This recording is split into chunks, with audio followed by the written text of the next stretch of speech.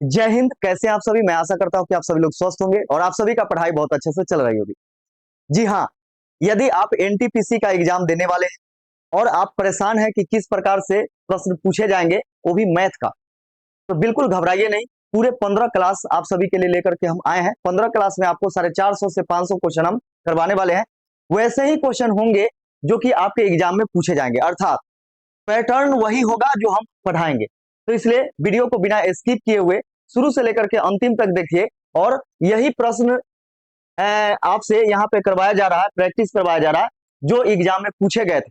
ठीक है, तो चलिए हम लोग शुरुआत करते हैं और आज का पहला प्रश्न देखते हैं। आज का पहला प्रश्न है, यदि cos 2 थीटा बराबर sin थीटा और थीटा थीटा जो है वह 0 और 90 डिग्री के बीच में, अर्थात 0 डिग्री से ज्यादा होना चाहिए, 90 डिग्री से कम होना चाहिए। ठीक है, तो थीटा का मान ज्ञात कीजिए। आप जानते होंगे कि देखिए यहाँ पे कि 2 थीटा किसका, कॉस का, कॉस 2 थीटा बराबर साइन थीटा। ये चीज आपको सोचना होगा कि साइन कितना डिग्री का मान कॉस कितना डिग्री के मान के बराबर होता है। तो आप जानते हैं कि साइन 30 डिग्री का वैल्यू कॉस 60 डिग्री के वैल्यू के बराबर होता है। ठीक है, अर्थात साइन 30 डिग्री का वैल्यू क्या होता है, 1/2 होता है। उसी प्रकार कॉस 60 डिग्री का वैल्यू क्या होता है, तो 1/2 होता है। बस यहां से आपका काम बन गया। ठीक है, तो यहाँ पे देखिएगा कि कॉस यहाँ पे 2 थीटा है। अब थीटा के जगह पर हम क्या रखें, बाई ऑप्शन हम क्या रखें कि यहाँ पे 60 हो जाए, तो 30 रखिएगा, 30 डिग्री, तब ना यहाँ पे 30 दूनी 60 डिग्री हो जाएगा। अब बराबर में साइन यहाँ पे 30 का वैल्यू, थीटा का वैल्यू क्या हो जाएगा, 30 डिग्री हो जाएगा, यानी साइन 30 डिग्री। अर्थात थीटा का वैल्यू क्या हो गया, तो 30 डिग्री हो गया। यानी 30 डिग्री जो है वह 0 डिग्री से बड़ा है और 90 डिग्री से छोटा है, और ऐसा यहाँ पे ये भी पालन कर रहा है। तो आपका आंसर क्या हो जाएगा, 30 डिग्री हो जाएगा, यानी ऑप्शन नंबर बी हो जाएगा। ठीक है, चलिए अब अगले प्रश्न की तरफ हम लोग चलते हैं। अगला प्रश्न हमारा है कि पहली 8 भाज्य प्राकृत संख्याओं के माध्य और पहली 8 अभाज्य संख्याओं के माध्य का अंतर ज्ञात करें। तो देखिए, सबसे पहले हम क्या करते हैं कि पहली 8 भाज्य प्राकृत संख्या, ठीक है, लिखते हैं। तो यहाँ पे देखिएगा, यह भाज्य हो जाएगा, शॉर्टकट में लिख रहे हैं भाज्य, और यह अभाज्य। प्राकृत संख्या मतलब क्या होता है, लगातार, लगातार संख्या। तो यहाँ पे देखिएगा कि भाज्य संख्या लगातार आपका 8 कौन होगा, तो 4 से स्टार्ट होता है, 4 से स्टार्ट होता है भाज्य संख्या। ठीक है, और अभाज्य संख्या 2 से स्टार्ट होता है। तो देखिए यहाँ पे कि 4 हो जाएगा, 5 नहीं होगा, 6 होगा, 8 हो जाएगा, इसके बाद 9 भी होगा, 10 भी होगा, इसके बाद 12 होगा, और इसके बाद 14 हो जाएगा। ठीक है, कितना, 1 2 3 4 5 6 7, 7 और 15 भी हो जाएगा आपका। इन सभी का योग करेंगे और संख्या से भाग देंगे, तो हमारा माध्य आएगा। संख्या कितना है, तो 8 संख्या है, तो 8 से डिवाइड कर दीजिए, सबको जोड़िएगा, तो 6 4 10, 10 8 18, 18 और 2 20 और 7 27, 27 और 2 29, 29 1 30 और 3 33, 33 और 5 38, 38 के 8 हासिल 3, 3 1 4 1 5 1 6 1 7, 78, 78/8।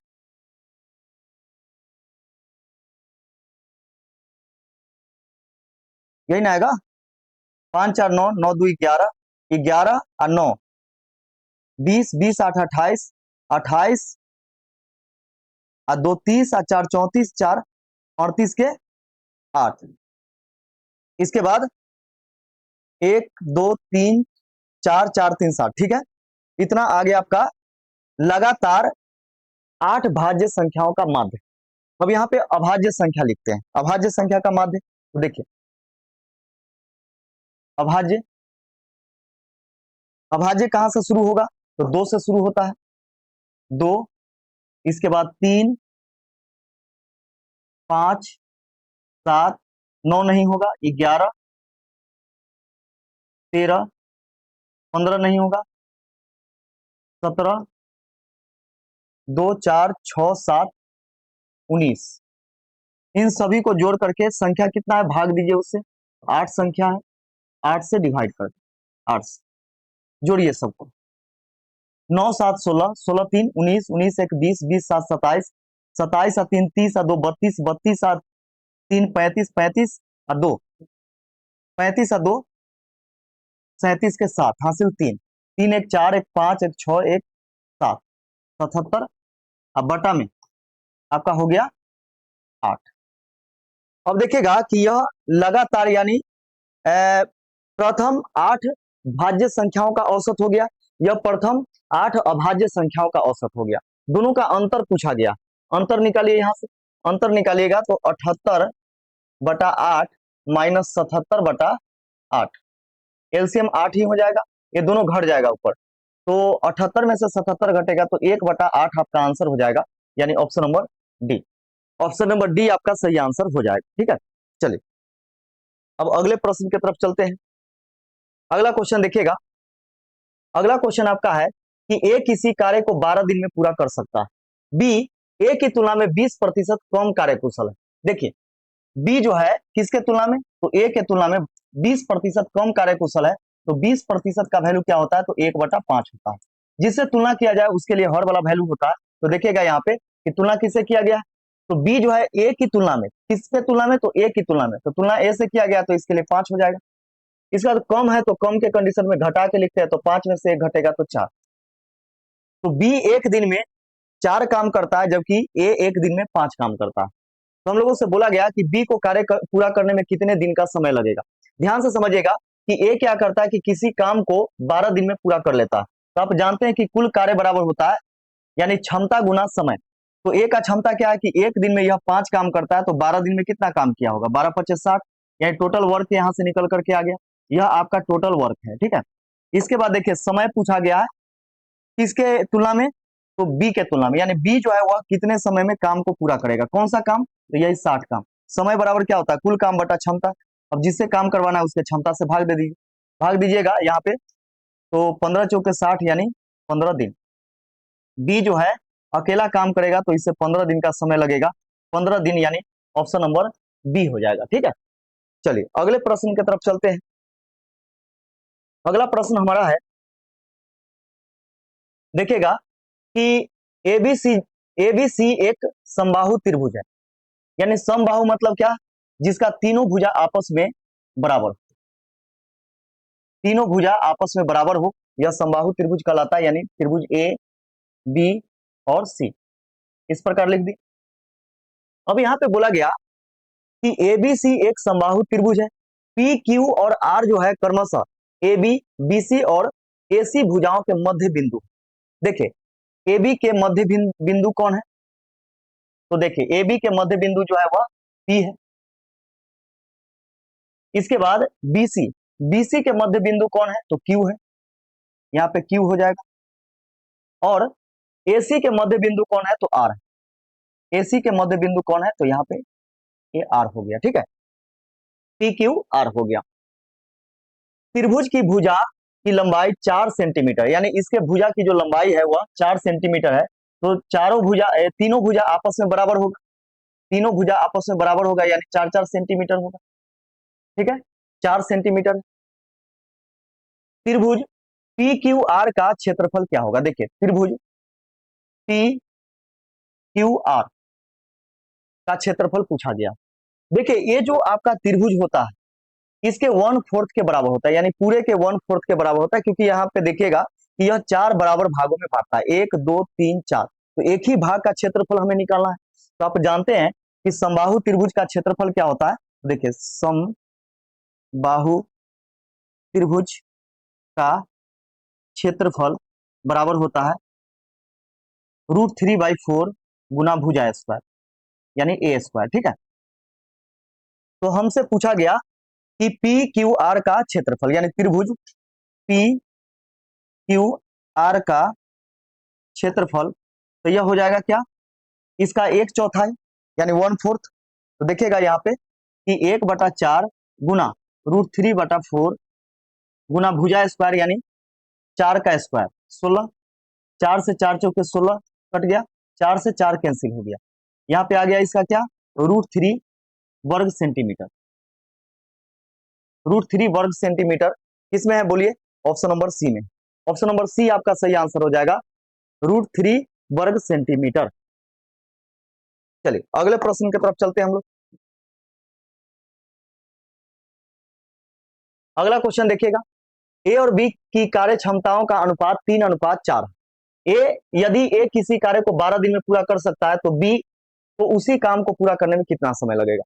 तो देखिएगा यहाँ पे कि ए का कार्य क्षमता क्या है, तो 3, एक दिन में 3 काम करता है, तो यह 12 दिन में पूरा काम कंप्लीट कर लिया है। अर्थात एक दिन में 3 काम करेगा तो 12 दिन में कितना, 12 गुना 3 काम करेगा, टोटल वर्क निकल करके आ गया। अब बोला गया कि यदि बी अकेला काम करेगा तो उसे कितना समय लगेगा, तो समय बराबर क्या होता है, कुल काम बटा में क्षमता। अब किससे काम करवाना है, बी से, तो बी का क्षमता क्या है, तो 4, 4 से डिवाइड कर दीजिए, 4 तिये 12, 3 तिये 9 दिन, 9 दिन का समय लगेगा यदि बी अकेला काम करेगा तो। ठीक है, यानी ऑप्शन नंबर बी आपका सही आंसर हो जाएगा। चलिए अगला क्वेश्चन देखिएगा। अगला क्वेश्चन है आपका कि किसी भी प्राकृत संख्या n के लिए 6 के पावर n माइनस 5 के पावर n के परिणाम का अंतिम अंक हमेशा क्या होगा। ध्यान से समझिएगा, अंतिम अंक मतलब होता है इकाई अंक। तो 6 के पावर n माइनस 5 के पावर n, देखिए यहाँ पे कि जब भी इकाई अंक निकालना हो किसी भी संख्या का तो देखते हैं कि नो चेंज के ग्रुप का है कि नहीं। नो चेंज में कौन कौन आता है, 0, 1, 5, 6, नो चेंज आता है। ठीक है, तो यहाँ पे देखना है कि बेस के इकाई के स्थान पर कि नो चेंज के ग्रुप का है कि नहीं, तो बिल्कुल है। यहाँ पे देखिए 6 है तो 6 लिखिए, पावर में कुछ भी रहे उससे कोई मतलब नहीं, यह नो चेंज होता है, यानी 6 के 6 ही रह जाएगा। और 5 के, देखिए 5 नो चेंज के ग्रुप का है तो 5 के 5 ही रह जाएगा, 6 में से 5 घटेगा तो 1 हो जाएगा, अर्थात इसका यूनिट प्लेस पर क्या आएगा, तो 1 आ जाएगा, यानी ऑप्शन नंबर बी आपका सही आंसर हो जाएगा। चलिए अगले प्रश्न की तरफ चलते हैं हम लोग। अगला क्वेश्चन देखिएगा,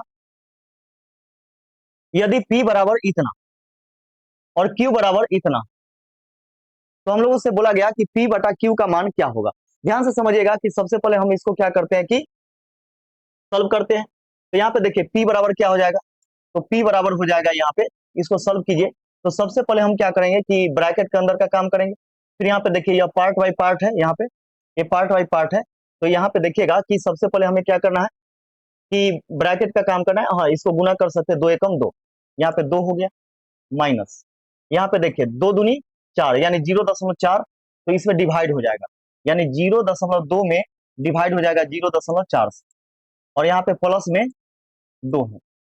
इसको सॉल्व कीजिए तो 2 से 2 जीरो पॉइंट से पॉइंट कैंसिल हो गया, 2 एकम 2, 2 दूनी 4, ये हो गया आपका 2 प्लस आधा यानी अढ़ाई, अढ़ाई यानी 2.5 माइनस 2, 2.5 माइनस 2 कितना आ जाएगा, 0.5, घटा करके 0.5, यानी P का वैल्यू निकल गया। अब देखिए यहाँ से हम Q का वैल्यू निकालेंगे, तो Q का वैल्यू क्या हो जाएगा, बोलिए। Q का वैल्यू यदि हम निकालते हैं तो यहाँ पे देखिए सबसे पहले गुना, यानी 2 से 2 कैंसिल हो गया एक बार में। यहाँ से देखिए सबसे पहले गुना करेंगे तो 2 दूनी 4, यानी 0.4 आ जाएगा, ये बटा में आ जाएगा, यानी आप लिख सकते हैं कि 2 माइनस 0.2 बटा में 0.4, और ये आ जाएगा माइनस में 1। ठीक है, पॉइंट हटाइए, 1 बटा में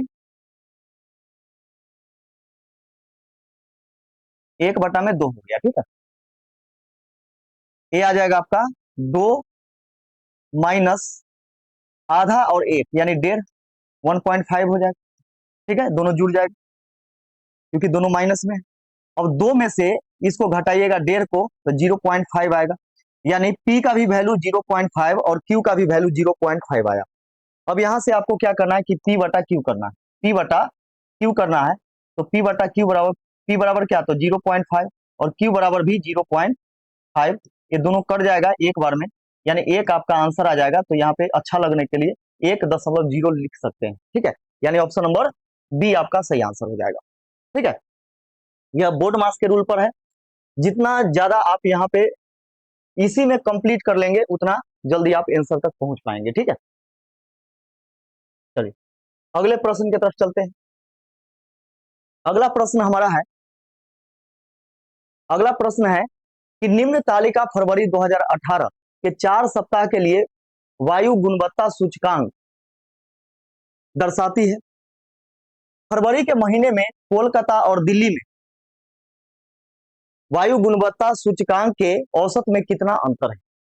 ध्यान से समझिएगा यहाँ पे कि यह कोलकाता का है और यह दिल्ली का है, ठीक है। ये कब का दिया गया है? यह दिया गया है आपका 2018 का, ठीक है। तो यहाँ पे हम क्या करेंगे कि इसका औसत निकालेंगे। किसका? कोलकाता का औसत निकालेंगे, फिर हम दिल्ली का औसत निकालेंगे और दोनों का अंतर यानी दोनों को घटा देंगे तो हमारा आंसर आ जाएगा। तो यहाँ पे देखिएगा कि इसका औसत क्या हो जाएगा, एवरेज, यानी कोलकाता का एवरेज हो जाएगा, कोलकाता का एवरेज, जोड़िए सबको।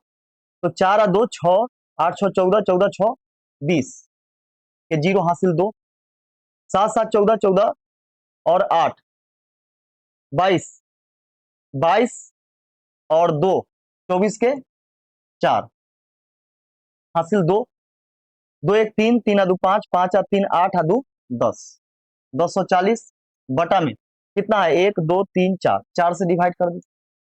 तो यह आ जाएगा आपका 4 से 4 दूनी 8, 2 बचेगा 4 6 24 यानी 260, 260 इसका एवरेज आ गया कोलकाता का। अब दिल्ली का यहाँ पे देखिएगा, दिल्ली का एवरेज निकालते हैं।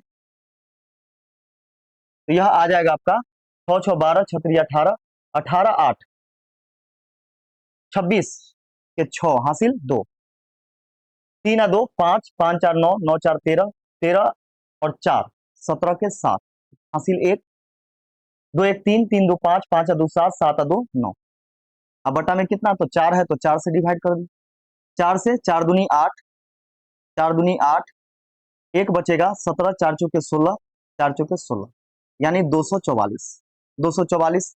अब यहाँ पे अंतर निकालेंगे यानी यहाँ से डिफरेंस निकालेंगे। तो डिफरेंस निकालिएगा तो देखिएगा 260 अंतर, 260 माइनस 244, 260 में से 244 घटाएंगे कितना आएगा? 16 आएगा, यानी 16 का अंतर हो गया, 16 का अंतर यानी ऑप्शन नंबर ए आपका सही आंसर हो जाएगा, ठीक है। ऑप्शन नंबर ए आपका सही आंसर हो जाएगा। चलिए अगले प्रश्न की तरफ चलते हैं हम लोग। देखिए अगला क्वेश्चन हमारा है, इस प्रकार का यह प्रश्न दिया गया है। तो यहाँ पे देखिए बटा में एक अगर है तो उसका कोई वैल्यू नहीं होता, तो हम इसको लिख सकते हैं under root 19 minus x root 12, ठीक है, बराबर में √4 माइनस √3, ये हो गया। अब आप जानते हैं कि अगर हम स्क्वायर करेंगे तो स्क्वायर से रूट कट जाता है, तो दोनों तरफ वर्ग करने पर, दोनों तरफ वर्ग करने पर, या फिर आप कह सकते हैं कि इधर से रूट हटेगा तो उधर स्क्वायर चढ़ेगा, ठीक है। तो देखिए स्क्वायर से रूट कैंसिल हो गया है। अब यहाँ पे इसका स्क्वायर करेंगे, ये हो गया हमारा 19 माइनस एक्स रूट 12, ठीक है, ये आ गया बराबर ए माइनस बी के होल स्क्वायर यानी ए स्क्वायर, तो √4 का स्क्वायर क्या हो जाएगा? तो 4 हो जाएगा, प्लस बी स्क्वायर यानी √3 का स्क्वायर तो 3 हो जाएगा, और माइनस 2ab यानी 2 रूट 4 3 12, 2 रूट 12 हो गया। अब यहाँ पे देखिएगा कि इसको हम जोड़ते हैं तो 4 3 7, 7 आकर के घट जाएगा इधर, ठीक है। तो 7 इधर घट जाएगा तो इधर कितना बच जाएगा, या फिर हम इसको उधर ले जाकर के घटा देते हैं, तो माइनस एक्स रूट 12 को हम 4 3 12 लिख सकते हैं, ठीक है, बराबर ये हो जाएगा 4 3 यानी 4 3 7, तो 19, 7 में से 19 घटेगा तो -12, -12 अब -2 √12 हो गया, ठीक है। अब देखिएगा यहाँ पे कि हम इसको लिख सकते हैं -4 का वर्गमूल 2 हो जाएगा, तो 2 √3x लिख सकते हैं, बराबर में यहाँ पे देखिए माइनस यदि हम कॉमन लेते हैं तो -2 कॉमन ले लीजिए, -2 यदि हम कॉमन ले लेते हैं, -2 कॉमन लेते हैं तो ये बच जाएगा 6, और माइनस माइनस क्या हो जाएगा प्लस √12, 6 √12 हो गया, माइनस से माइनस कैंसिल हो गया, 2 से 2 कैंसिल हो गया, ठीक है। अब ध्यान दीजिएगा कि √3 इधर है, गुना में उधर जाएगा तो भाग में, यानी x बराबर हो जाएगा 6 प्लस √12 अब बटा में √3, ठीक है। अब इसका हम परिमेयकरण कर देंगे, परिमेयकरण कीजिएगा तो यहाँ पे देखिए परिमेयकरण यदि हम करते हैं,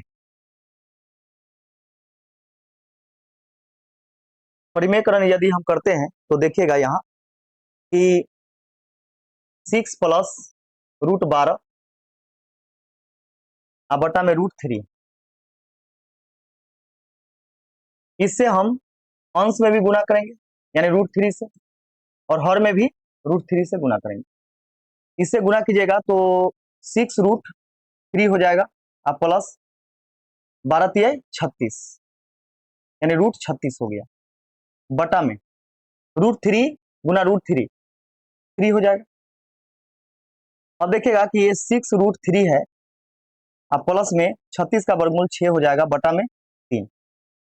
यदि हम 3 कॉमन ले लेते हैं दोनों में, तो 3 कॉमन लीजिएगा तो ये बच जाएगा आपका 2√3 अब प्लस 3 दूनी 6, अब बटा में 3।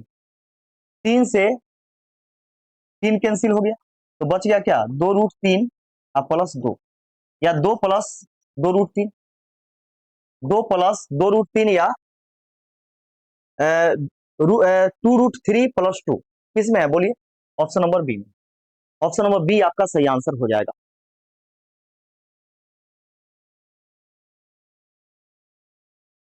चलिए अगला क्वेश्चन देखिएगा।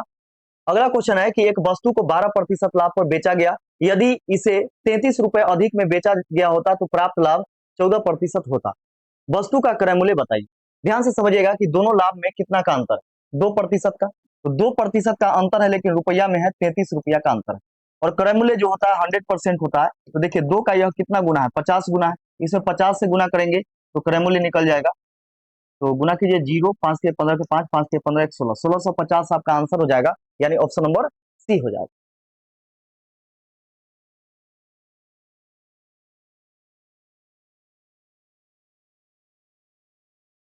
चलिए अगला क्वेश्चन देखिएगा। अगला क्वेश्चन हमारा है कि वह छोटी से छोटी संख्या ज्ञात कीजिए जिसे 4 अंकों की सबसे छोटी संख्या में घटाने पर प्राप्त पूर्ण वर्ग हो जाए। यानी प्राप्त संख्या क्या होना चाहिए, पूर्ण वर्ग हो जाना चाहिए। तो 4 अंकों की छोटी से छोटी संख्या कौन होता है, तो 1000, 1000।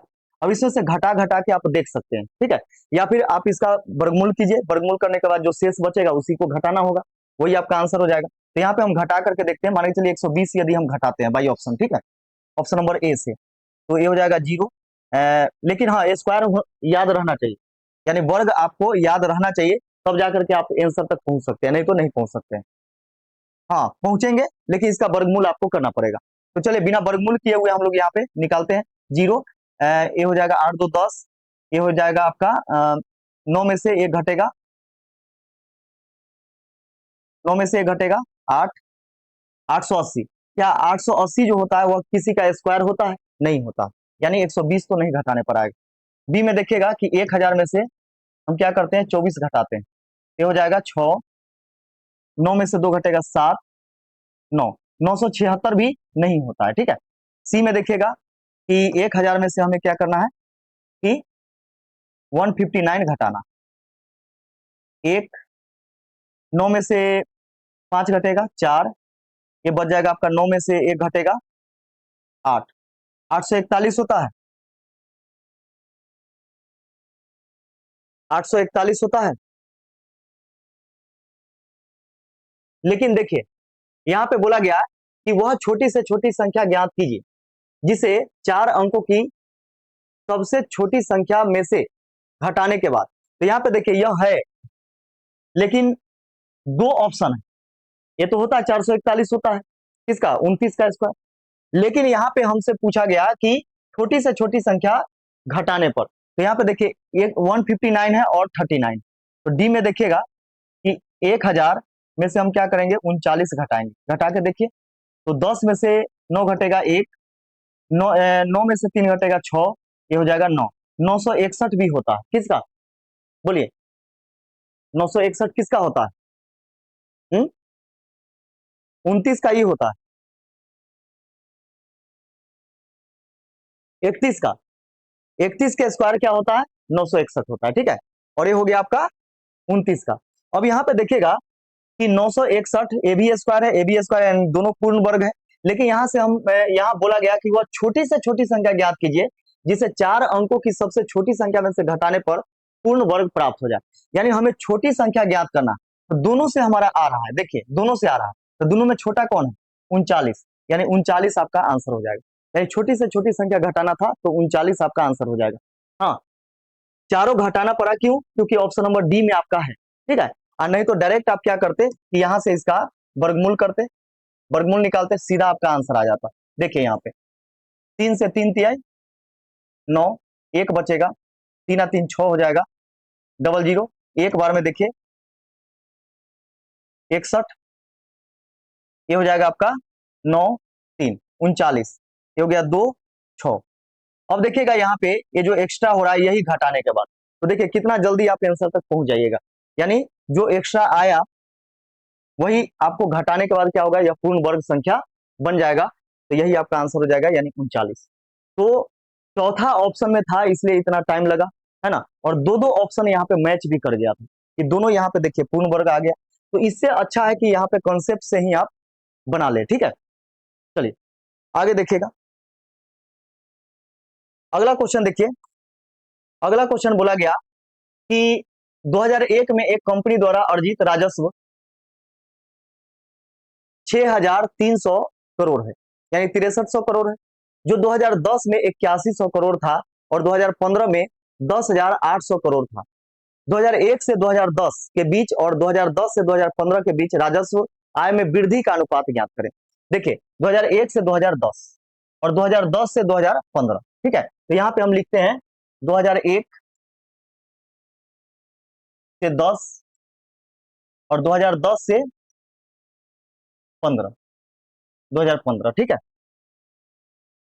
इसके बीच में अंतर, तो यहाँ पे देखिए 2001 से 2010 के बीच में कितना अंतर होगा, तो 2001 में है 6300 करोड़ और 2010 में 8100, तो 8100 में से 6300 घटा देंगे, ये हो गया आपका 2001 से 2010 के बीच में अंतर। ठीक है, अब 2010 से 2015 के बीच में अंतर, तो देखिए 2010 में है 8100 करोड़ और 2015 में है आपका 10,800, तो 10,800 में से क्या करेंगे कि घटा देंगे 8100 करोड़, और इन दोनों के बीच में अनुपात पूछा गया। चलिए घटाइए, ये हो जाएगा आपका 0 0, 11 में से 3 घटेगा, 8 3 11, और 7 में से 6 घटेगा 1, 1800, इसमें से घटाइए 0 0, 8 में से 1 घटेगा 7, 10 में से 8 घटेगा 2, अब इसको काट दीजिए, 2 जीरो से 2 जीरो कैंसिल हो गया, 9 से 9 दूनी 18, 9 तिया 27, यानी 2:3 हो जाएगा आपका, 2:3 हो जाएगा, यानी option number B, option number B आपका सही आंसर हो जाएगा। ठीक है, चलिए अगले क्वेश्चन की तरफ चलते हैं। अगला क्वेश्चन देखिएगा कि अभी जस्ट आप पढ़े हैं कुछ देर पहले क्वेश्चन जो सिंप्लीफिकेशन का था, इसी प्रकार का क्वेश्चन था। तो यहाँ पे देखिएगा कि पी का वैल्यू क्या है, तो पी का वैल्यू हम यहाँ से निकालते हैं। पी का वैल्यू देखिए, ए पार्ट बाई पार्ट है, ठीक है, पार्ट बाई पार्ट है, तो यहाँ पे हम इसको गुना करते हैं, 3 तिहाई 9, 9 होगा, लेकिन कितना अंक बाद दशमलव, तो एक का एक, 2 अंक बाद दशमलव, तो ये हो जाएगा आपका पी का वैल्यू हो जाएगा 0.09, प्लस है तो प्लस करेंगे, ये भी हमारा 3 तिहाई 9 होगा, लेकिन कितना अंक बाद दशमलव, तो 2 आ 2 4 अंक बाद दशमलव, तो 0.0009, इसका देखिए माइनस माइनस 18, ठीक है, 18 हो गया, कितना अंक बाद दशमलव, तो 2 1 3 अंक बाद दशमलव, तो यहाँ पे आ गया आपका, यानी 0.018। पहले इसको सॉल्व कीजिए, इसको जोड़िएगा, तो यहाँ पे देखिए 4 अंक हम बराबर करेंगे इसका, तो 2 जीरो यहाँ पे डालना होगा, ठीक है, 9 हो गया, 0 हो गया, 9 हो गया, 0 हो गया, ठीक है, माइनस 0.0180, 9 में से 0 घटेगा, 9, 0 में से 8 नहीं घटेगा, तो 10 में से 8 घटेगा 2, इसके बाद देखिए 8 में से 1 घटेगा 7, और ये हो गया 0, इतना आ गया पी का वैल्यू। ठीक है, क्यू का वैल्यू दिया गया है इतना डायरेक्ट, तो यहाँ पे पी बटा क्यू का वैल्यू पूछा गया है। देखिए पी का वैल्यू 0.0729 और बटा में क्यू का वैल्यू 0.544, ठीक है, अब 0 0 यहाँ पे कर सकते हैं, जैसे ही 0 0 कीजिएगा तो यह पॉइंट से पॉइंट कैंसिल हो जाएगा। ठीक है, 9 से कटेगा, 9 छक 54, 600 बार में, 9 से यह कटेगा 81 बार में, ठीक है, 3 से काटिए तो 200 बार में, और 3 से कटेगा यह 27 या 81। 27 में 200 से डिवाइड कर दीजिए। तो देखिए 27 में यदि आप 200 से डिवाइड करेंगे तो डिवाइड करने से अच्छा है कि क्या कीजिए कि ऊपर में 5 से गुना कीजिए, नीचे में भी 5 से गुना कीजिए, बहुत ही आसान हो जाएगा। तो 7 पचे 35 के 5, 5 दूनी 10 और 3 13 बटा में 1000। 1000 एक पर कितना जीरो? 3 जीरो, यानी 3 अंक बाद दशमलव हो जाएगा, यानी 0.135। 0.135 आपका आंसर हो जाएगा। 0.135 किसमें है? ऑप्शन नंबर सी में है, यानी सी आपका सही आंसर हो जाएगा। ठीक है, चलिए अगला क्वेश्चन देखिएगा। अगला क्वेश्चन क्या है कि एक चुनाव में केवल 2 ही उम्मीदवार थे, विजयी उम्मीदवार को कुल मतों के 48% मत प्राप्त हुआ, उसके विरोधी उम्मीदवार 6800 मत प्राप्त किए, जो कुल मतों के 34% के बराबर थे। कुछ मत अमान्य थे, विजयी उम्मीदवार का विनिंग मार्जिन और अमान्य मतों की संख्या क्रमशः क्या? तो यहां पे देखिएगा कि जीत का जो विनिंग मतलब क्या, जो जीत प्राप्त किया है, और अमान्य मतों के बीच में क्या अंतर है। ठीक है, ये चीज पूछा गया, तो ध्यान से समझिएगा कि टोटल 100% होगा, जिसमें से विजयी उम्मीदवार को कितना मिला? 48%। 48%। और जो इसका विरोधी उम्मीदवार है, यानी इसका जो विरोधी उम्मीदवार है उसको मिला है 34%। तो इन दोनों के मतों को हम जोड़ करके 100 में से घटा देंगे, तो जो मत प्राप्त होगा वह क्या होगा? यानी अमान्य, अमान्य प्राप्त होगा। यानी दोनों को जितना मिला उसको ऐड करके हम टोटल में से घटा देते हैं, तो क्या अमान्य मत प्राप्त हो जाएगा। तो 100% और माइनस में 8 4 12 के 2, 4 3 7,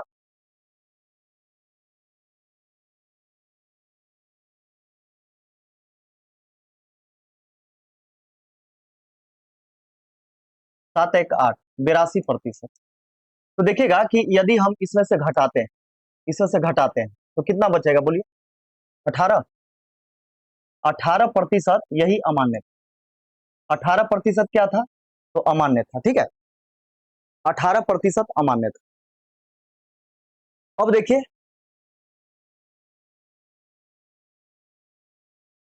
इसको कितना मिला था?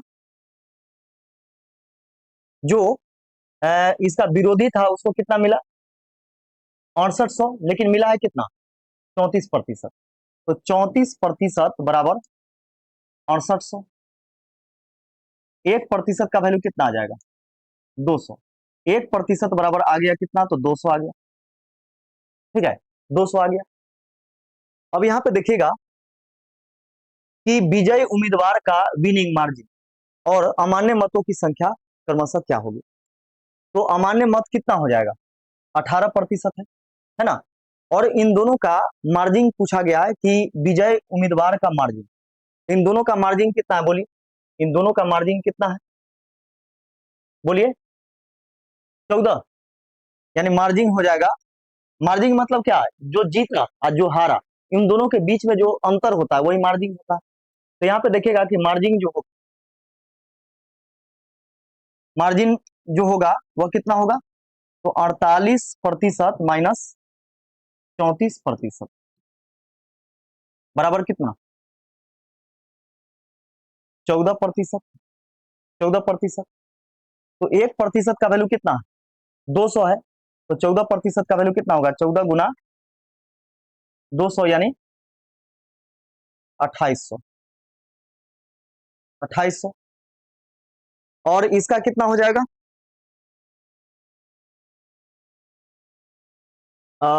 इसका हो जाएगा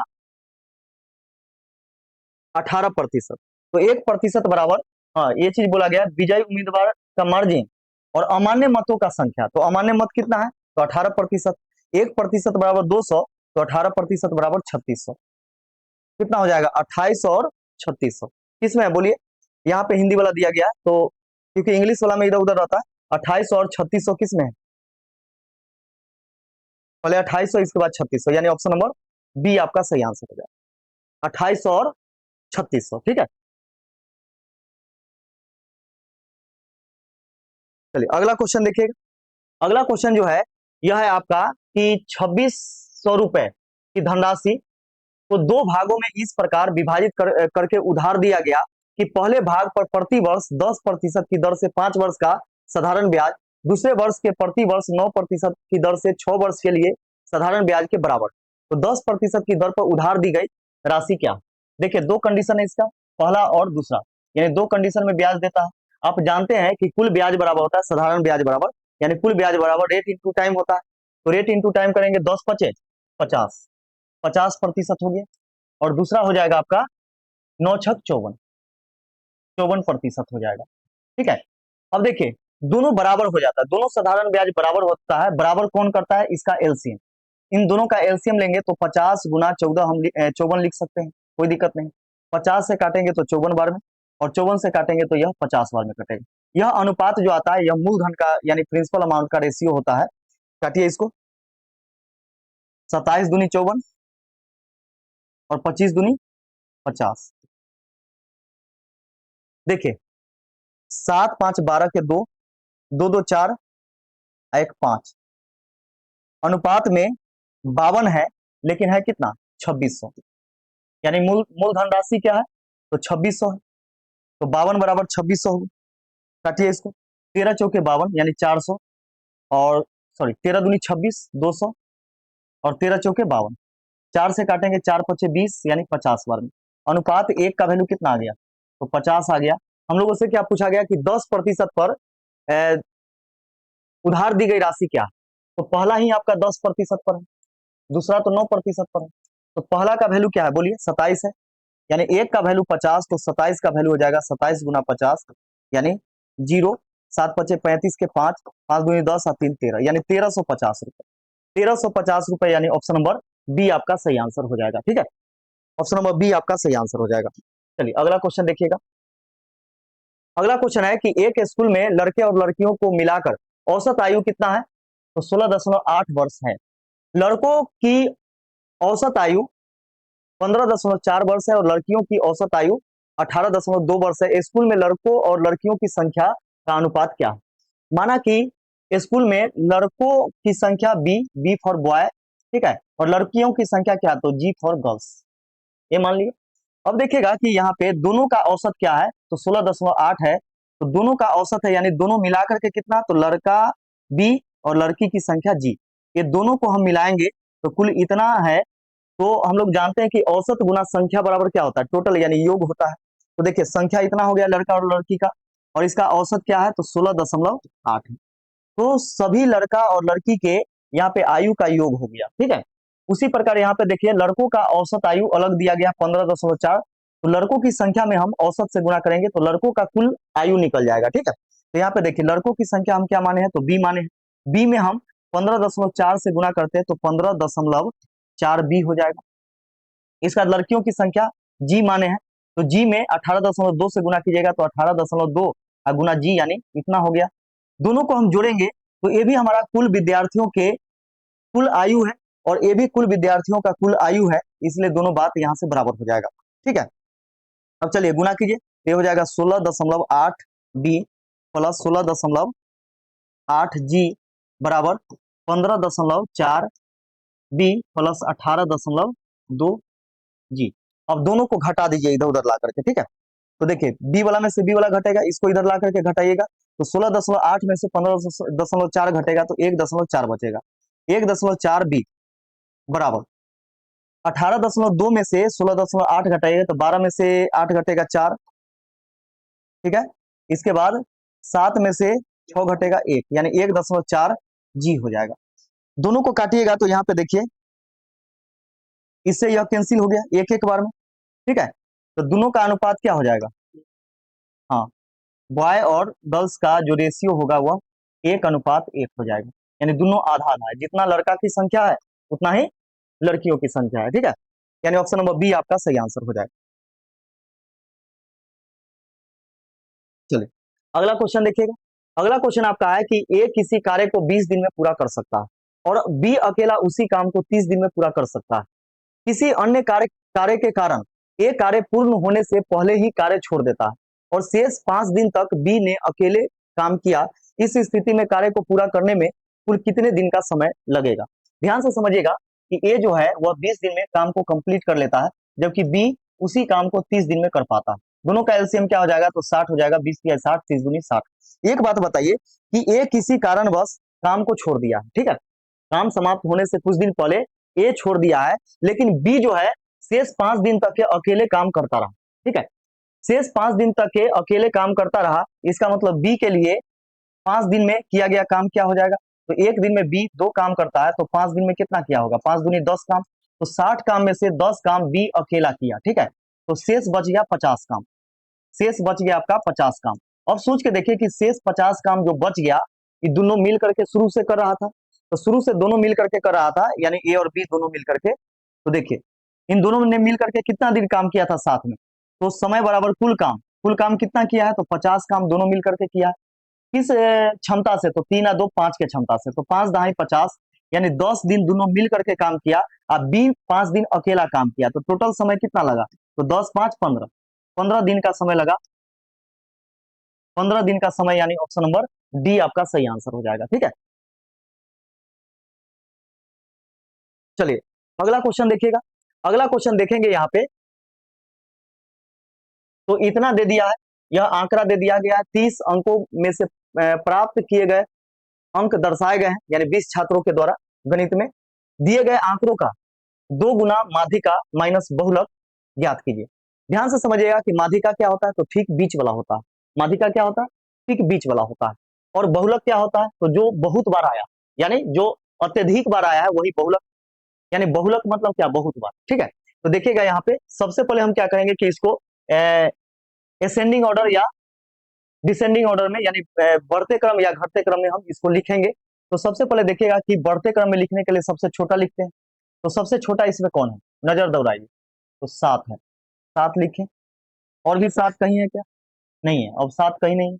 इसका बाद क्या है? 9 है, 9 और कहीं है? नहीं है, ठीक है। अब 9 के बाद देखिए सबसे छोटा कौन है? तो 12 है, देखिए 12 है, फिर 12 है, फिर यहाँ पे देखिए यहाँ 12 है, यानी 3 बार 12। इसके बाद देखिए 3 बार ही 12 है। इसका 13, 13 एक बार, और कहीं है? यहाँ पे है 13, 13, 13 2 बार है। इसका देखिए 13 के बाद क्या? 14, एक बार, 2 बार, 3 बार, 4 बार, 4 बार 14 है। और भी ज्यादा है क्या? 1 2 3 4, हाँ हो गया। 15, 15 देखिए 15 एक ही बार, 15 एक ही बार, 15, ठीक है। इसके बाद 15 के बाद 16, 16 एक ही बार है, ठीक है, 16 एक बार। इसका देखिए 17, 17 भी आपका एक बार ही है, ठीक है। अब देखिए 18, 18 एक बार, 2 बार, 3 बार, 2 बार 3 बार, 18, 18 के बाद देखिए 19, 19 एक बार है, और 20 जो है वह 2 बार। टोटल 20 आया, 2 4 6 8 10 12 14 16 18 20, 20 हो गया, यानी 20 छात्रों द्वारा यहाँ पे ये बनाया गया, ठीक है। अब ध्यान से समझिएगा कि 20 में आप आधा आधा कैसे कर सकते हैं? तो आधा आधा नहीं होगा, 9 दूनी 18, बीच वाला 2 को बचा लीजिए, ठीक है। तो 1 2 3 4 5 6 7 8 9, 9 तक यहाँ से यहाँ साइड करते हैं, और 9 को यहाँ से यहाँ तक के साइड करते हैं, और दोनों जो बीच में बच गया इन दोनों को जोड़ करके 2 से भाग दे देंगे, ठीक है। तो यह माध्यिका हो जाएगा, यानी माध्यिका यहाँ से निकल गया, माध्यिका बराबर 14 प्लस 14 और बटा में 2, यानी 28 बटा 2, यानी 14 हो, 14 माध्यिका आ गया। अब देखिएगा यहाँ पे बहुलक क्या होता है? जो अत्यधिक बार आया, तो सबसे अधिक बार कौन आया? देखिए 14 आया, यानी 14 4 बार आया, 4 बार कोई नहीं आया, ठीक है। तो यहाँ पे हम क्या करेंगे? तो 2 गुना माध्यिका यानी 14 माइनस बहुलक 14, 14 दूनी 28, 28 में से 14 घटाइएगा, कितना आ जाएगा? 14 आ जाएगा, यही आपका आंसर हो जाएगा, यानी option number A. Option number A आपका सही आंसर हो जाएगा, ठीक है। चलिए अगला क्वेश्चन देखिएगा। अगला क्वेश्चन है कि एक भिन्न का अंश हर से 2 कम है। यदि अंश को 2 से गुना किया जाता है और हर को 3 से गुना किया जाता है तो प्राप्त भिन्न 2/9 के बराबर होती है। भिन्न ज्ञात कीजिए। ऐसे प्रश्न को बाई ऑप्शन बनाएंगे तो जल्दी से जल्दी आंसर तक आ सकते हैं। देखिए यहाँ पे बोला गया कि एक ऐसा भिन्न है जिसका अंश जो है हर से 2 कम होना चाहिए। अंश हर से 2 कम होना चाहिए। देखिए हर से 2 कम है, यानी 7 से 2 कम 5 है, 9 से 2 कम 7 है, 5 से 2 कम 3 है और 3 से 2 कम 1 है। ये तो सभी में है। चलिए यहाँ पे कोई फर्क नहीं पड़ा। अब आगे देखिए, यदि अंश को 2 से गुना किया जाए, चलिए 2 से गुना कीजिए, और हर को 3 से गुना किया जाए तो प्राप्त भिन्न 2/9 के रूप में आना चाहिए। तो देखिए यहाँ पे ये कटेगा नहीं कटेगा, तो 5 गुनी 10 बटा 7 आ गया, 2/9 नहीं आ गया। अंश में 2 से गुना करना है, हर में 3 से गुना करना है, तो 3 से 3 कैंसिल आ गया, यानी 2/5 आया, जबकि 2/9 आना चाहिए, ये भी नहीं है। अंश में 2 से गुना कीजिए, हर में 3 से गुना कीजिए, तो 7 दूनी 14 और बटा में 9 27, ये भी नहीं है। 2 से अंश में और 3 से हर में गुना करेंगे तो 2 एकम 2 और बटा में 3 तिया 9, देखिए 2/9 आ गया, यानी ऑप्शन नंबर डी आपका सही आंसर हो गया।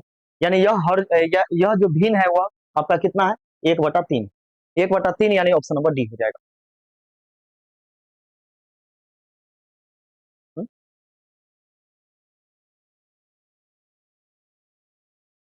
चलिए 19 हो गया ना। चलिए 20 नंबर देखिए, 20 नंबर देखिएगा। यदि p square plus q square minus r square बराबर 0 है तो p के पावर 6 प्लस q के पावर 6 माइनस r के power 6 divided by p square q square r square का मान ज्ञात करें। ध्यान से समझिएगा, यदि p प्लस, जैसे देखिएगा a plus b plus a plus B minus C बराबर यदि 0, तो इसी रूप में तो यहाँ पे है कि p square plus q square minus r square बराबर क्या, तो 0। यदि इतना बराबर 0 हो तो A Q plus B Q minus C Q बराबर होता है -3 ABC होता है। देखिएगा यहाँ पे कि इसका यदि हम क्यू करें, यानी इसका हम यदि क्यू करें तो पावर 6 के रूप में आएगा, है ना। तो यहाँ पे देखिएगा कि p के पावर 6 है प्लस q के पावर 6 है और माइनस में r के पावर 6 है, और बटा में, यानी भाग मतलब बटा, पी स्क्वायर क्यू स्क्वायर और आर स्क्वायर। अब देखिए यहाँ पे देखिएगा कि इसके क्यू के रूप में है, अर्थात इस रूप में है, तो इसका क्या हो जाएगा 3ABC। तो 3ABC यानी 3a हमारा क्या है -3ABC, है ना, -3ABC। तो -3 कौन है, -3a कौन है पी स्क्वायर, बी कौन है क्यू स्क्वायर और सी कौन है आर स्क्वायर, बटा में ये हो जाएगा p square q square r square. इससे यह कैंसिल हो गया, बच गया कितना -3, -3 आपका आंसर हो जाएगा, यानी option number B. Option number B आपका सही आंसर हो जाएगा। चलिए अगला क्वेश्चन देखिएगा कि 3 व्यक्तियों ने एक व्यवसाय में 1/2, 1/3, 1/4 के अनुपात में धन निवेश किया। वर्ष के अंत में कुल लाभ 15,600 था, तो लाभ का सबसे बड़ा हिस्सा क्या होगा। देखिए पहला, दूसरा और तीसरा, ठीक है।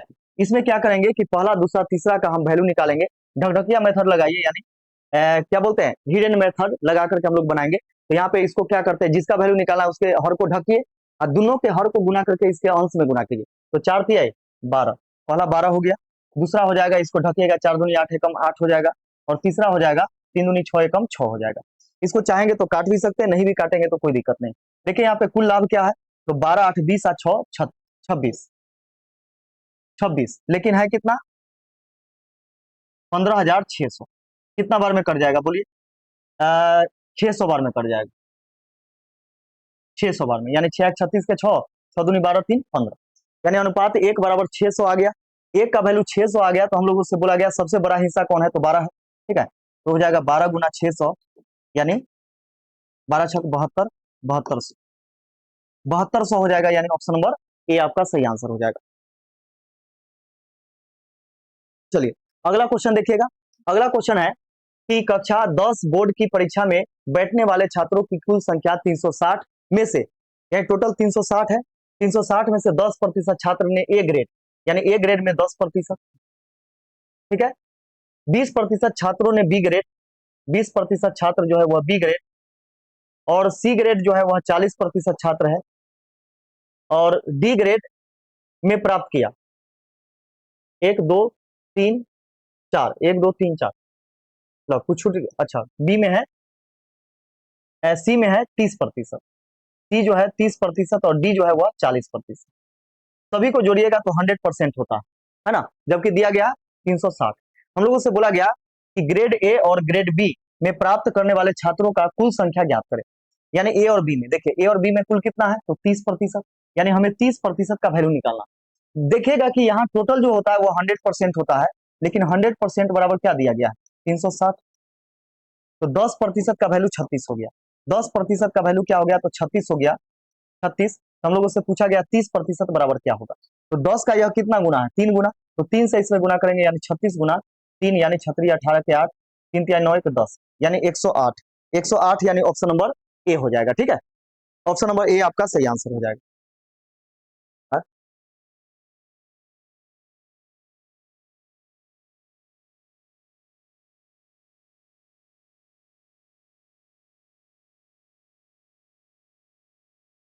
चलिए 23 नंबर देखिएगा, 23 नंबर क्वेश्चन देखिएगा। यहाँ पे बोला गया कि एक व्यक्ति ने अपनी पूंजी का 1/2 भाग 5% वार्षिक ब्याज की दर पर, अपनी पूंजी का 1/3 भाग 8% वार्षिक ब्याज की दर पर तथा शेष हिस्सा 10% वार्षिक ब्याज की दर पर निवेश किया। एक वर्ष में उसके तीनों निवेशों से प्राप्त कुल आय 820 रुपया प्राप्त हुआ। उनकी कुल निवेश पूंजी ज्ञात करें। देखिए, निवेश पूंजी ऐसा मानिए जो कि इसके हर से कट जाए, यानी दोनों के हर से कट जाए। तो दोनों के हरों का एलसीएम लीजिएगा तो 3 दूनी 6, यानी 6x हम टोटल मान लेते हैं, 6x मान लेते हैं, 2 तिहाई 6, 3x पहले राउंड में और 3 दूनी 6, 2x दूसरे राउंड में। तो यहाँ पे देखिएगा कि 3x 3 राउंड में यह पैसा लगाया है, तो यहाँ पे आप देखेंगे कि 3x और ये 2x, तो ब्याज बराबर क्या आता है, मूलधन गुने समय, एक वर्ष गुना दर, दर कितना है, तो 5% बटा में 100। उसी प्रकार दूसरा जो है वह 2x लगाया है पूंजी एक वर्ष के लिए, कितना परसेंट पर, 8% पर, तो 8 अब बटा में 100। और तीसरा शेष, शेष कितना बच गया, तो 6 हम माने थे 6x, जिसमें से 3 2 5x लगा दिया, तो x बच गया। x का एक वर्ष का कितना शेष जो है 10% वार्षिक ब्याज के दर पर बटा में 100। ठीक है, अब देखिए यहाँ पे इससे कुल प्राप्त ब्याज जो है वह प्राप्त इतना हुआ, लेकिन होता है कितना, 820 रुपए। 820 रुपए बात बराबर, यहाँ से एक्स का वैल्यू निकाल लीजिए, यहाँ से एक्स का वैल्यू निकालिएगा। सबसे आसान तरीका क्या है कि हम एलसीएम ले लेते हैं, तो 100 आ जाएगा। ठीक है, 100 आ जाएगा, सब में 100 है तो ऊपर वाला सब जुड़ जाएगा। तो 5 तिहाई 15x प्लस 8 दूनी 16x प्लस में 10 एकम 10x बराबर में 820। 6 5 11 के 1, 1 2 3 4, 41 x बराबर हो जाएगा 820 गुना 100। 41 से काटिए, 41 से 41 से कम 41, 41 दूनी 82, 20 बार में x बराबर हो जाएगा 2000। x बराबर कितना हो जाएगा, 2000। अब देखिएगा कि हम लोगों से पूछा गया कुल निवेशित राशि क्या, कुल निवेशित राशि हम लोगों से पूछा गया पूंजी, तो 6x हमने माना था, तो x का यह 6 गुना है, तो 6 से गुना करेंगे, 6 दूनी 12,000, यानी 12,000 रुपया इसका निवेशित टोटल पूंजी था, यानी 12,000 ऑप्शन नंबर सी हो जाएगा। ऑप्शन नंबर सी आपका सही आंसर हो जाएगा। ठीक है, चलो अगले क्वेश्चन की तरफ चलते हैं।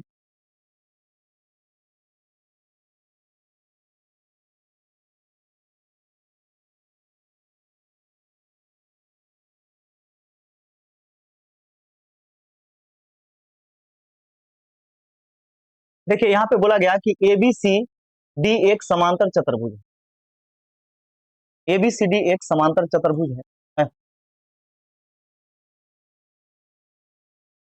एक समांतर चतुर्भुज है। ठीक है, ABCD एक समांतर चतुर्भुज है, ABCD। भुजा BC को E तक, भुजा BC ऐसे हम कर देते हैं, भुजा BC ABCD ऐसे कर दीजिए। तो यहाँ पे बोला गया कि भुजा BC को E तक इस प्रकार बढ़ाया जाता है। भुजा बीसी को ई तक बढ़ाया जाता है। इस प्रकार बढ़ाया जाता है कि बीसी बराबर सीई, यानी बीसी बराबर सीई, अर्थात यहां से यहां जितना दूरी है उतना ही ई तक दूरी है, यानी ये दोनों आपस में बराबर। ए ई सी डी को बिंदु पी प्रतिच्छेदित करता है, यानी ए ई, देखिए ए ई, ए ई, ए ई, ए ई होगी। और यहाँ पे देखिएगा कि पी पर प्रतिच्छेदित करता है, यानी यहाँ जो प्रतिच्छेद कर रहा है यह किस पर कर रहा है, पी पर, यानी पी बिंदु पर प्रतिच्छेदित करती है। त्रिभुज ए बी ई का क्षेत्रफल इसमें से किसके बराबर है? त्रिभुज ए बी ई, यानी इसका ए बी और ई का क्षेत्रफल पूछा गया, यह किसके बराबर होगा? तो ध्यान से समझिएगा कि अगर यह दोनों आपस में क्या है, बराबर, ये दोनों आपस में बराबर, और ये जो कोण है यह इसके बराबर होगा, यानी एकांतर कोण आपस में क्या होगा, तो बराबर होगा। ये वाला कोण जो होगा यह इसके बराबर हो जाएगा। तो इसका मतलब क्या हुआ कि इस त्रिभुज का जो क्षेत्रफल होगा, इस त्रिभुज का जो क्षेत्रफल होगा, ये वाला त्रिभुज का, इस समांतर चतुर्भुज के बराबर होगा, समांतर चतुर्भुज के क्षेत्रफल के बराबर होगा। यानी इसका आंसर क्या हो जाएगा, समांतर चतुर्भुज एबीसीडी के क्षेत्रफल के बराबर होगा। क्या? तो त्रिभुज एबीसी ए बी ई का क्षेत्रफल, यानी ऑप्शन नंबर सी आपका सही आंसर हो जाएगा। ऑप्शन नंबर सी आपका सही आंसर हो जाएगा। ठीक है, चलिए आगे देखिएगा। अगला क्वेश्चन आपका यह रहा कि यदि इतना बराबर इतना हो तो एक्स का मान क्या होगा। देखिएगा यहाँ पे कि √2 प्लस √x बराबर क्या है, √3। √2 इधर प्लस में उधर जाएगा तो माइनस में, यानी √x बराबर हो जाएगा √3 माइनस √2। अब देखिए हमें x का वैल्यू निकालना, तो x का वैल्यू कब निकलेगा, जब हम दोनों तरफ वर्ग करेंगे तो स्क्वायर से रूट कैंसिल हो जाएगा, स्क्वायर से रूट कैंसिल हो गया, x बराबर हो जाएगा इन दोनों के वर्गों स्क्वायर कर दीजिए, a माइनस बी के होल स्क्वायर, a स्क्वायर यानी 3 प्लस बी स्क्वायर यानी 2 और प्लस माइनस 2ab यानी 2√6। ये हो जाएगा आपका x बराबर 3×2=5, 5 माइनस 2√6, 5 माइनस 2√6 हो जाएगा। 5 माइनस 2√6 किसमें है, ऑप्शन नंबर ए में, ऑप्शन नंबर ए हो जाएगा। ठीक है, चलिए अगला क्वेश्चन देखिएगा। अगला क्वेश्चन यह इस प्रकार है, तो यहाँ पे देखिएगा x बराबर क्या है, a sin t, y बराबर क्या है, b tan t। तो यहाँ पे देखिए a स्क्वायर बटा में एक्स स्क्वायर और माइनस बी स्क्वायर बटा में वाई स्क्वायर, ए स्क्वायर रहने दीजिए, एक्स के जगह पर हम एक्स का वैल्यू रखेंगे तो स्क्वायर है तो स्क्वायर हो जाएगा, ये हो जाएगा हमारा ए स्क्वायर और इंटू साइन स्क्वायर टी। ठीक है, माइनस बी स्क्वायर बटा में वाई का वैल्यू क्या हो जाएगा, तो स्क्वायर में है तो यहाँ पे देखिएगा बी स्क्वायर और ये हो जाएगा टेन स्क्वायर टी हो जाएगा। ठीक है, चलिए इसको सॉल्व कीजिएगा तो ए स्क्वायर से ए स्क्वायर कैंसिल हो गया एक बार में, बी स्क्वायर से बी स्क्वायर एक बार में कैंसिल हो गया, ये हमारा आ गया 1 बटा साइन स्क्वायर टी और माइनस में 1 बटा टेन स्क्वायर टी। अब टेन थीटा बराबर क्या होता है, टेन थीटा बराबर होता है साइन थीटा बटा कॉस थीटा, तो साइन थीटा बटा कॉस थीटा होगा तो ये पलट जाएगा। ठीक है, पलट जाएगा तो यह हो जाएगा आपका 1 बटा साइन स्क्वायर टी और माइनस में कॉस स्क्वायर टी बटा में साइन स्क्वायर टी हो जाएगा। साइन स्क्वायर टी एलसीएम हो जाएगा इसका, तो साइन स्क्वायर टी एलसीएम हो गया तो ऊपर हो जाएगा आपका 1 माइनस कॉस स्क्वायर टी हो जाएगा। 1 माइनस कॉस स्क्वायर थीटा बराबर क्या होता है, साइन स्क्वायर थीटा, तो साइन स्क्वायर टी बटा में साइन स्क्वायर टी, ये दोनों कट जाएगा कितना बार में, एक बार में, यानी एक आपका आंसर हो जाएगा प्लस में 1, यानी option number A, option number A आपका सही आंसर हो जाएगा। ठीक है, चलिए अगला क्वेश्चन देखिए। अगला क्वेश्चन देखिएगा कि किन्हीं दो संख्याओं का योग 1500 है, उनका लघुत्तम समापवर्त है 16,379 है, तो दोनों संख्याएं ज्ञात कीजिए। ऐसे प्रश्न को बनाइएगा तो आपको क्या करना होगा कि काफी मशक्कत करना पड़ेगा, कहने का मतलब क्या है कि संख्या मानना पड़ेगा, लेकिन जो चीज हमसे पूछा जाता है वही तो ऑप्शन में दिया हुआ रहता है। तो ऐसी दो संख्या लेना है कि दोनों को जोड़ने के बाद आपका आना चाहिए 1500, लेकिन एलसीएम आना चाहिए कितना, इतना। तो देखिए दोनों के गुणनफल ही एलसीएम होगा। तो यहाँ पे देखिए 9 एकम 9, इकाई अंक 9, 9 एकम 9, लेकिन यहाँ पे देखिए 7×21 के 1 आ रहा है जबकि 9 आना चाहिए, 7×21 के 1 आ रहा है जबकि 9 आना चाहिए। दो ऑप्शन तो चला गया, सी और डी। ठीक है, अब बच गया दो ऑप्शन। तो यहाँ पे देखेंगे कि यह जो हमारा एलसीएम है, इसमें से यानी संख्या से तो कटता है, यानी एलसीएम जो होता है वह छोटी से छोटी संख्या जो संख्या से कट जाए, अर्थात इससे यह कटने वाला होना चाहिए। ठीक है, तो 11 से देखिए 11 से कट रहा है क्या, 11 एकम 11, 5 बचेगा, 53, 11 चौके 44, कितना बचेगा 9, 97, 11 अठे 88, 88, 9 8 17, 99, 11 नमा 99, कट रहा है यह। ठीक है, लेकिन यहाँ पे हम देखेंगे कि यह 21 से कट रहा है कि नहीं। तो 9 कट गया, 3 कट गया, 6 कट गया, 7 1 8, नहीं कटेगा, क्योंकि 21 से कटने के लिए जो संख्या 7 और 3 से कटती है वो 21 से कटती है, तो 3 से यह नहीं कटा, अर्थात 21 से नहीं कटेगा। तो ऑप्शन नंबर ए आपका सही आंसर हो जाएगा। ऑप्शन नंबर ए आपका सही आंसर हो जाएगा, यानी 27, सॉरी 27 का। चलिए अगला क्वेश्चन देखिएगा। उस सबसे लंबे स्तंभ की लंबाई ज्ञात कीजिए जिसे 10 मीटर, 8 मीटर और 6 मीटर की विमाओं वाले कमरे में रखा जा सके। तो सबसे बड़े स्तंभ की लंबाई जो होता है वह रूट अंडर एल स्क्वायर, यानी लंबाई का स्क्वायर, प्लस बी स्क्वायर यानी चौड़ाई का स्क्वायर, प्लस ऊंचाई का स्क्वायर यानी 6 का स्क्वायर हो गया। देखिए 10 के स्क्वायर 100, प्लस 8 के स्क्वायर 64, प्लस 6 के स्क्वायर 36, जोड़िए सबको, 6 4 10 के 0, 6 3 9, 1 10 के 0, एक का एक 2 हो जाएगा, 200। तो क्या इसको हम लिख सकते हैं, यानी 100 गुना 2, 100 का वर्गमूल 10 हो गया और अंदर में 2 रह जाएगा, यानी इतना मीटर, 10√2 मीटर, यानी ऑप्शन नंबर सी हो जाएगा। ठीक है, चलिए अगला देखिएगा। अगला यहाँ पे देखेंगे कि इतना को संतुष्ट करता हो तो इतना का मान क्या होगा। ऐसे प्रश्न को बाई ऑप्शन बनाइए, बहुत जल्द बन जाएगा। अगर हम एक रखते हैं यहाँ पे एक्स के जगह, तो एक का स्क्वायर 1 हो गया, यहाँ पे देखिए -2 एकम 2, -2 हो गया, अब प्लस 1। अब देखिए 1 का 1 2, 2 में से 2 घटाएंगे 0 आ गया, अर्थात एक्स का वैल्यू क्या आ गया, तो 1 आ गया। अब 1 का क्यू करेंगे तो 1 ही होगा, माइनस 1 बटा 1 का क्यू करेंगे तो 1 ही होगा, तो 1 बटा 1 यानी 1 हो जाएगा, 1 में से 1 घटाएंगे 0, यानी इसका आंसर क्या हो जाएगा, तो 0 आ जाएगा। ठीक है, क्योंकि इतना का वैल्यू हमसे पूछा गया, तो एक्स का वैल्यू ना हम माने हैं 1, एक्स का वैल्यू हम 1 माने, ऑप्शन से नहीं रखें, एक्स का वैल्यू 1 माने हैं। ठीक है, क्योंकि 1 रखने के बाद ऐसा हुआ, तो इतना का वैल्यू हमसे पूछा गया, तो इतना का वैल्यू क्या हो जाएगा, तो 0 हो जाएगा। ठीक है, इसको आप ऐसे भी बना सकते थे, जैसे देखिए एक्स स्क्वायर -2x प्लस 1 बराबर 0, दोनों तरफ एक से डिवाइड करने पर, एक से डिवाइड कीजिए, एक से डिवाइड कीजिएगा तो यह हो जाएगा आपका, एक से एक्स कैंसिल हो गया, एक से एक्स कैंसिल, और ये हो जाएगा आपका एक्स माइनस 1 बटा एक्स बराबर, जीरो में एक से भाग दीजिएगा तो 0 आ जाएगा। अब देखिए इसका हम क्यूब करेंगे तब ए आएगा। अब देखिए यहाँ पे यदि इतना हो तो एक्स क्यूब -1 बटा एक्स क्यूब बराबर होता है 3a स्क्वायर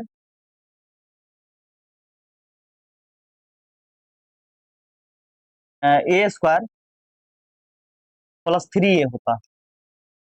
तो ए हमारा क्या, 0, तो 0 के स्क्वायर 0 हो जाएगा, 0 में 3 से गुना करेंगे तो 0 हो जाएगा, यानी 0 0 0 हो जाएगा। ठीक है, यानी इस प्रकार ये आ जाएगा। चलिए लास्ट क्वेश्चन है, देखिएगा कि √3 इकाई भुजा वाले समबाहु त्रिभुज के परिवृत्त की त्रिज्या क्या होगा। देखिएगा कि समबाहु समबाहु त्रिभुज के परिवृत्त, यानी बाहरी वृत्त, परिवृत्त की त्रिज्या, त्रिज्या बराबर होता है भुजा बटा √3। ठीक है, और अंतःवृत्त का होता है भुजा बटा 2√3 होता है। तो देखिएगा कि भुजा कितना है इसका, √3 है, और बटा में √3। ठीक है, ये हो जाएगा आपका एक एक यूनिट, यानी ऑप्शन नंबर डी हो जाएगा, एक यूनिट। तो चलिए यह क्लास, यह सेशन आपको कैसा लगा कमेंट करके हमें जरूर बताइएगा, कमेंट का इंतजार रहेगा। फिर हम लोग मिलते हैं किसी अन्य सेशन में, तब तक के लिए जय हिंद।